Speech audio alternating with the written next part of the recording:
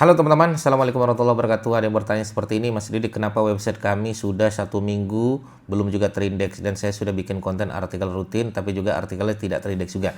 Itu kenapa bisa terjadi seperti itu? Maka teman-teman tonton aja video ini sampai selesai.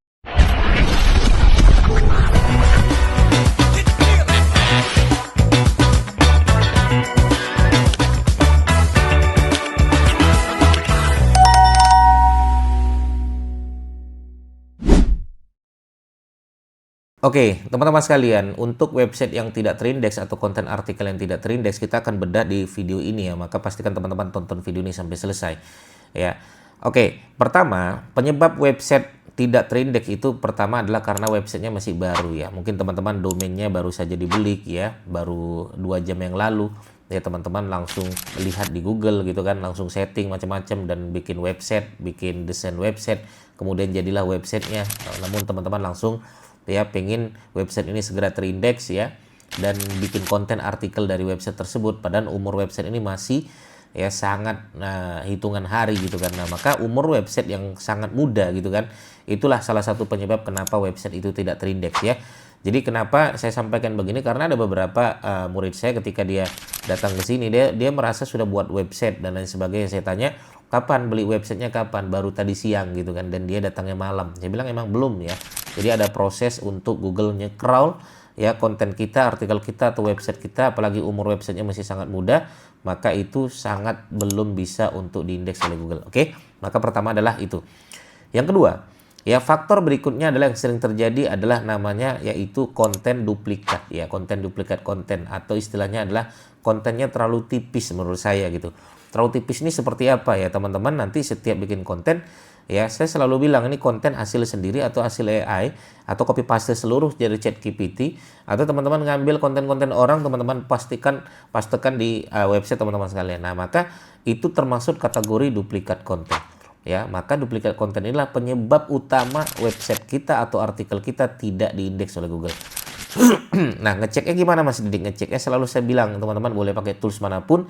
Kalau saya menggunakan Small SEO Tools Plagiarism Checker, kalau bisa beli yang Pro, nanti teman-teman bisa lihat seberapa banyak konten duplikat yang teman-teman lakukan, baik itu disengaja ataupun tidak disengaja. Kadang ya saya pun juga merasa, perasaan saya nggak ada ngambil karya orang lain, perasaan saya tidak copy paste tulisan orang lain, perasaan saya tidak menggunakan ChatGPT untuk artikel tapi manual dan lain sebagainya. Tapi tanpa sengaja kadang kita mengambil konten-konten artikel orang lain, yaitu disebut dengan duplikat konten ya. Nah, duplikat konten ini berlaku untuk semua hal enggak. Duplikat konten ini berlaku ya, tadi saya bilang ngambil konten orang lain, nah itu berlaku, itu kena namanya duplikat konten, kecuali 3 teman-teman sekalian. Apa itu? Pertama, dalil agama. Nah, jadi kalau dalil agama itu emang diperbolehkan. Sebagaimana teman-teman sekalian kalau main YouTube intro, outro, itu diperbolehkan. Itu tidak dianggap sebagai duplikat. Ya, habis dalil agama apalagi Mas Didik? Yaitu kutipan-kutipan orang penting. Ya, misalnya Pak Prabowo mengatakan, dan kalimat Pak Prabowo itu teman-teman boleh copy paste kan. Nah, itu nggak apa-apa. Ya, atau teman-teman misalnya ya mengambil kalimat-kalimat seperti alamat, nama, nomor HP. Ya, kemudian ada informasi penting yang harus disampaikan secara berulang, itu diperbolehkan. Hal-hal umum. Contoh ya, misalnya teman-teman jualannya adalah jualan frozen food. Nah, di bawah konten teman-teman selalu mengatakan mohon untuk masukkan ke dalam kulkas, mohon ini dimakan setelah 1 jam keluar dari freezer, dan makanan ini hanya bertahan selama sekian bulan dan lain sebagainya di dalam suhu ya, minus 5 derajat dan lain sebagainya. Teman-teman, kalau ada hal-hal yang urgent yang harus disampaikan berulang-ulang, nah itu diperbolehkan teman-teman, seperti yang saya sampaikan tadi gitu ya. Nah, ini teman-teman, ini salah satu penyebab kenapa website tidak terindeks ya. Nah, berikutnya yang ketiga adalah ada namanya kualitas konten ya. Sekarang konten itu nggak sekedar nulis aja, enggak. Google juga akan melihat mana konten yang berkualitas, mana konten yang tidak berkualitas. Nah, konten yang berkualitas ini biasa ditentukan oleh seberapa lama orang bisa berlama-lama dari konten yang kita bangun. Jadi dia bisa masuk, dia bisa membaca, dia bisa anteng dikit, dia bisa membaca dari konten yang kita bangun. Kita kasih lagi internal link, kemudian internal link tadi masuk ke website kita yang sama dengan konten yang berbeda, dia membaca lagi, kita kasih internal linknya, akhirnya dia nggak keluar-keluar dari konten yang kita bangun. Itulah sebaik-baik konten. Ya, walaupun sebenarnya sebaik-baik konten saya selalu mengatakan adalah konten yang dapat menyelesaikan permasalahan pengunjung. Ya, jadi teman-teman harus memahami namanya yaitu search intent. Ya, search intent itu adalah ketika orang berharap ya, dia pengen, ya, misalnya saya nyari gitu kan, harga privat renang, ya pastikan teman-teman kasih tahu harga privat renang. Nah itu search intent, ya. Kadang orang seperti ini, ketika dia pengen nanya harga privat renang berapa, dia nembak kata kunci itu, ya. Tapi yang ditulis artikelnya, privat renang merupakan, renang adalah, berikut merupakan tipe-tipe. Mereka nggak butuh itu, teman-teman. Ya, maka search intent itu apa yang mereka cari dan apa yang mereka temukan itu harus intent, harus sebanding gitu kan. Ya, saya misalnya nyari harga privat renang, ya kasih harganya, jangan kemana-mana gitu kan. Ketika saya pengen mencari cara membuat website yang gratis, ya kasih tahu cara membuat website yang gratis itu seperti apa. Jangan website merupakan, apa itu website? Nah, jangan kemana-mana. Ya, maka itulah menyebabkan konten itu tidak berkualitas karena melebar kemana-mana.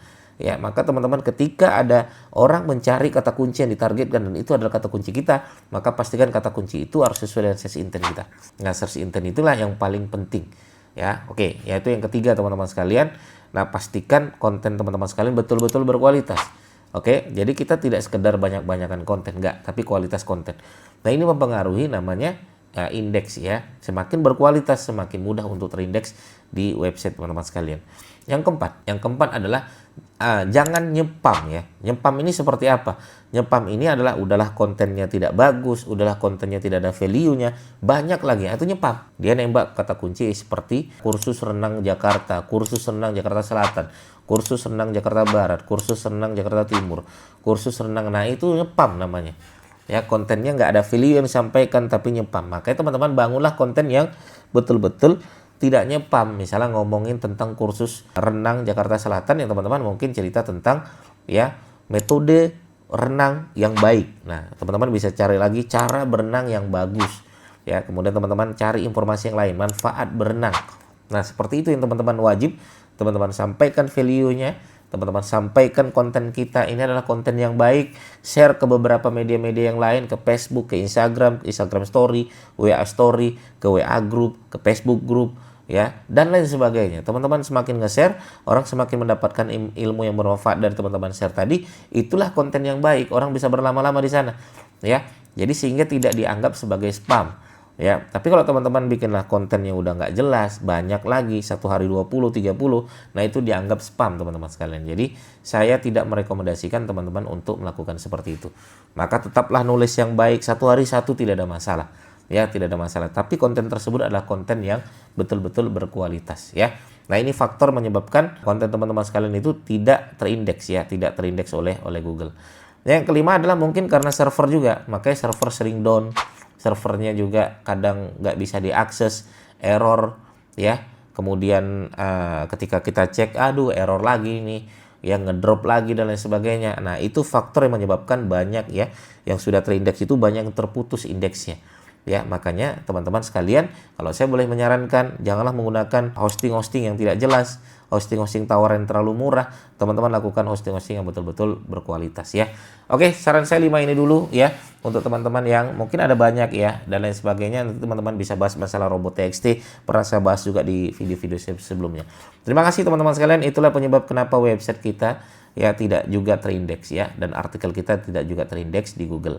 Terima kasih, semoga bermanfaat. Bagi teman-teman bertanya, silakan langsung saja bertanya di kolom komentar kami. Assalamualaikum warahmatullahi wabarakatuh. Bye bye.